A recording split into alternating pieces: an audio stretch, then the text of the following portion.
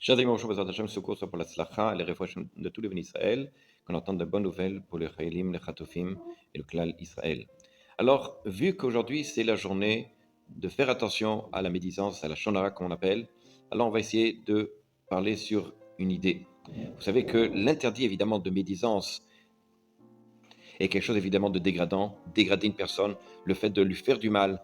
Il n'y a pas seulement au niveau de la parole, mais même au niveau de l'écoute. Le fait d'écouter des paroles négatives sur quelqu'un, ça s'appelle aussi de la médisance. Alors, c'est écrit dans la Torah, dans Shemot, Kav Gimel, le pasuk Gimel, la baserie Lotissa Shema Shav. J'ai pas le droit de prendre sur moi, on va dire comme ça, d'accepter des paroles qui sont mensongères, qui ne valent rien.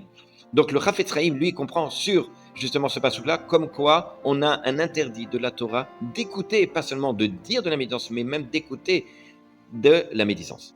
De la même façon que je n'ai pas le droit de montrer les côtés péjoratifs d'une personne, de voir les notions péjoratives, de le dire évidemment, de la même façon je n'ai pas le droit d'écouter des paroles péjoratives qui malheureusement font du tort à la personne.